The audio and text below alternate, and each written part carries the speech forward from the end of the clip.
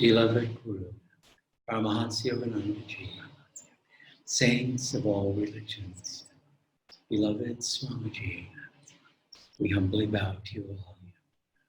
Divine Mother, come to us now, inspire us, awaken us. We are your children. We yearn for thee. Om Shanti Shanti.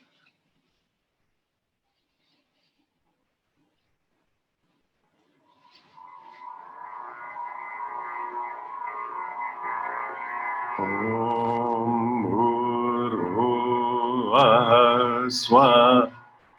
Om Tatsaviturvarenyam Bhargo Devasya Dhimahi Dhiyo Yonaha Prachodayat. Om Bhurvuvah Swah. Om Tatsaviturvarenyam Bhargo Devasya Dhimahi Dhiyo Yonaha Prachodayat. Om Bhurvuvah Swah. Om Tatsaviturvarenyam Bhargo Devasya Dhimahi Dhiyo Yonaha Prachodayat. Om Bhurvuvah Swah. Om Tatsaviturvarenyam Bhargo Devasya Dhimahi Dhiyo Yonaha Prachodayat. Om Bhurvuvah Swah. Om Tatsaviturvarenyam Bhargo Devasya Dhimahi Dhiyo Yonaha Prachodayat. Om Bhurvuvah Swah. Om Tatsaviturvarenyam Bhargo Devasya Dhimahi Dhiyo Yonaha Prachodayat.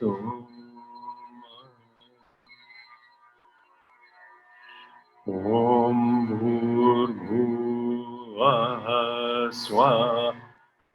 Om Tatsaviturvarenyam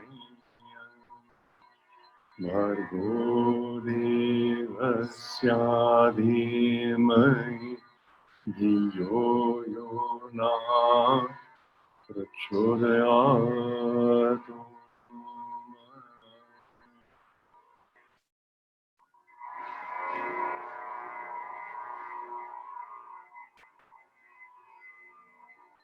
Om Triambakam Yajamahe Sagandhim Pushtivardhanam Urvarukamiva Bandhanam Mrityormukshiyamamritat Swaha. Om Triambakam Yajamahe Sagandhim Pushtivardhanam Urvarukamiva Bandhanam Mrityormukshiyamamritat Swaha. Om Triambakam Yajamahe Sagandhim Pushtivardhanam Urvarukamiva Bandhanam Mrityormukshiyamamritat Swaha. Om Trayambakam Yajamahe Sagandhim Pushtivaranam Urvarukamiva Bandhanam Mrityormokshiyamamritat Swaha. Om Triyambakam Yajamahe Sagandhim Pushtivaranam Urvarukamiva Bandhanam Mrityormokshiyamamritat Swaha. Om Triyambakam Yajamahe Sagandhim Pushtivaranam Urvarukamiva Bandhanam Mrityormokshiyamamritat Swaha. Om Triyambakam Yajamahe Sagandhim Pushtivaranam Urvarukamiva Bandhanam Mrityormokshiyamamritat Swaha. Om Swaha. Om Swaha. Om Swaha.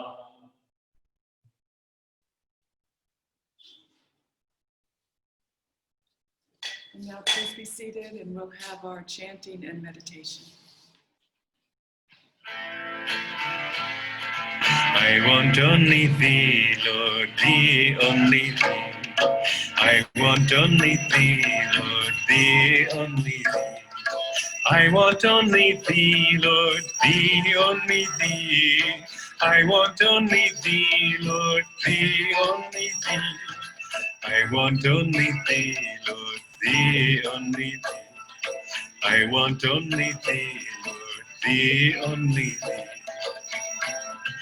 Voglio solo te, Dio te, solo te. Voglio solo te, Dio te, solo te. Voglio solo te, Dio te, solo te. Voglio solo te, Dio te, solo te. Voglio solo te, Dio te, solo te. Voglio solo te, Dio te, solo te. I want only thee, Lord, thee, only thee. I want only thee, Lord, thee, only thee. I want only thee, Lord, thee, only thee. I want only thee, Lord, thee, only thee.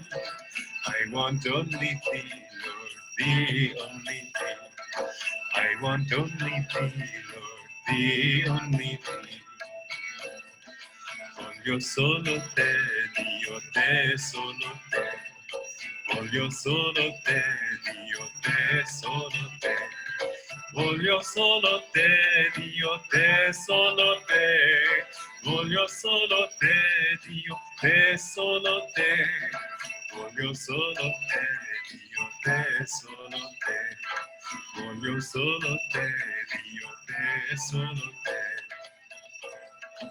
I want only thee, Lord, thee, only thee. I want only thee, Lord, thee, only thee. I want only thee, Lord, thee, only thee. I want only thee, Lord, thee, only thee.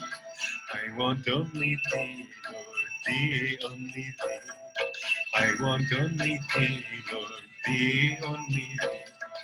Voglio solo te, Dio te, solo te.